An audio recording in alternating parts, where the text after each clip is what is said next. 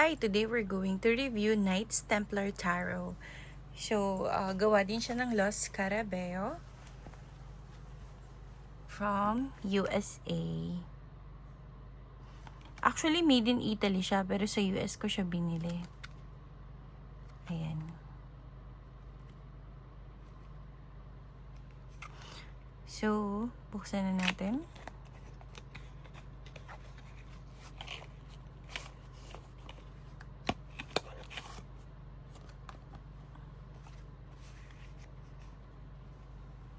Simple din yung box niya, tsaka yung kanyang guidebook.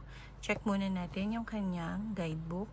Papel lang din siya, tulad ng ibang Los Scarabeo na ganitong klase. And then, wala siyang reverse meaning. Pero may iba-ibang language siya. Ayan, ganyan lang kasimple yung kanyang guidebook. Sa cards naman, meron siyang dalawang extra card. Isang Follow Los Scarabeo, tsaka yung title ng tarot. So, first, check muna natin kung pwede tayong mag-reverse reading. So, halata siya, no? Kasi yung moon nasa taas. Tapos yung araw nasa baba. So, halata siya. Yung card medyo manipis, katulad ng ibang Los Scarabeo na nasa ganitong box lang. Pero with the price naman, very affordable kasi. Pwede na din. Pag in-rub mo siya, medyo manipis siya, pero manageable naman yung nipis niya at mukhang long-lasting din naman. Okay, so mag-start na tayo sa flip through. Maglalagay ako ng music, lalagay ko siya sa right. Pag medyo mabilis, pwede niyong i-pause.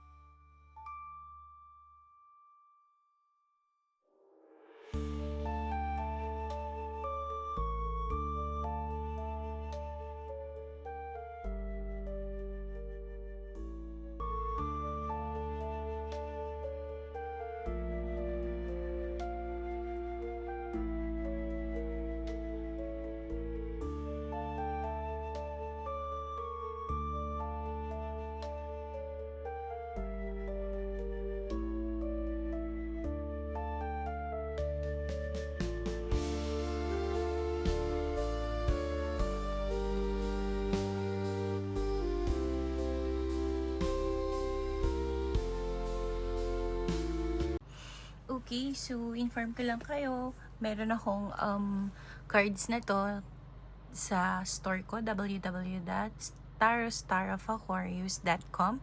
Meron din to sa Shopee, TikTok, and Lazada ko. So, authentic to from Los Carabeo. Ang ganda ng images, kaya kumuha ako ng marami.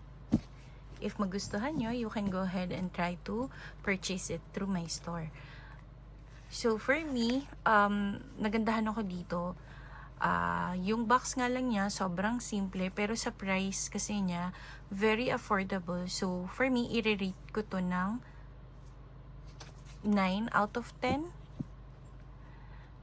So, try muna natin siya i-shuffle, ha?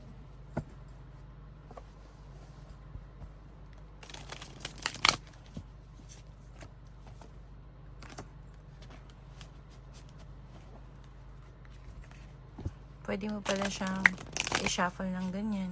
Ay, hindi. Medyo matigas siya compare sa isang ni-review natin. Pwede. Pag ganito naman, okay lang din. Nag-saw ko yung illustration nito eh. Pwede siya sa beginner actually. Ayan. Nagagandahan ako sa kanya. So, ayan. Gustong-gusto ko yung mga images niya.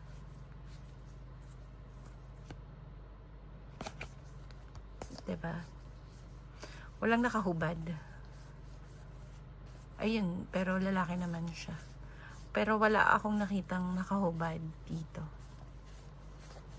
Ayan. At sila may damit. So, yun. Wholesome ba?